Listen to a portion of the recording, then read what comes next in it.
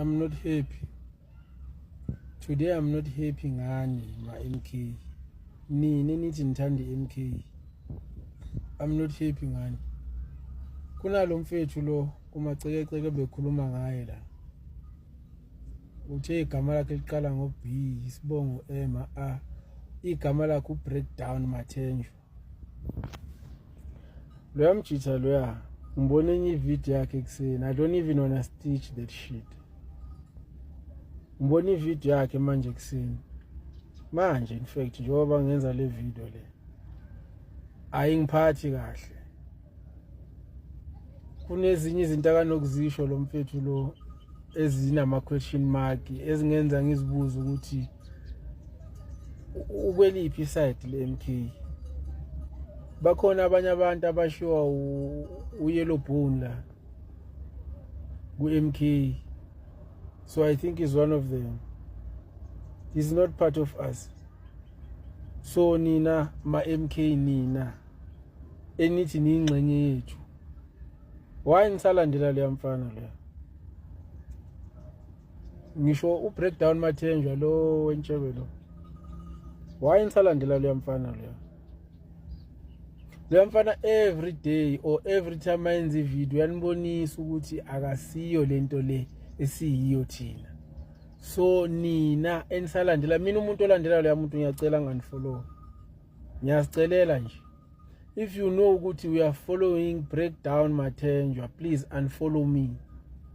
You can't be following me and follow that guy.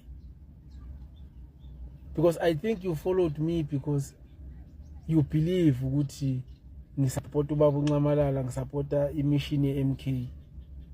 And that guy does not do that. So you cannot be following me and follow that guy at the same time. So if ukuthi mhlambe nina anibonike, ngicela ukuthi nike nibhekisise kahle. Ningathi hayi allegedly uyasicontrola usefuna so unfollow ngithi bhekisisani kahle. Uma ngabe nibona ukuthi ngiyabheda, continue following him and unfollow me please. Ngiyasicelela. Ngiyasicelela nje mina angifuni ukukhuluma kakhulu ngaye futhi angifuni ukukhuluma naye ngoba ngimazi angiyazi mission yakhe angihambi naye akukho la sihlangana khona mina naye. But nje into engicelayo ukuthi if awukamboni buyele emuva umbheke.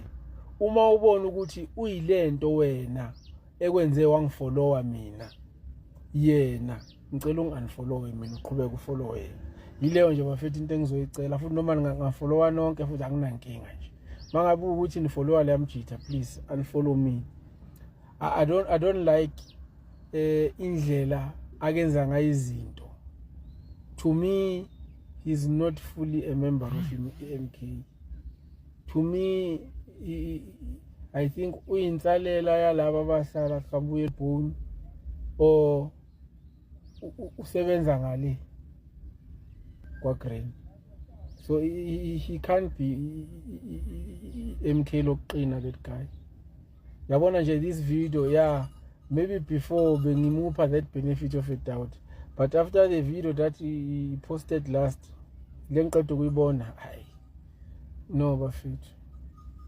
So ngiyacela ngani zakwethu ngiyacela yabona namhlanje niyangibona nani noma ningibhekile niyangazi nje namhlanje umoya wami vele wanyanta nje mangibona le video. Ngiyacela bafethu, people who feel strongly about that guy, please, if you are following me, unfollow me please. Just now mawubona le video, just go there upress button unfollow please. Ngiyacela anginicontrol,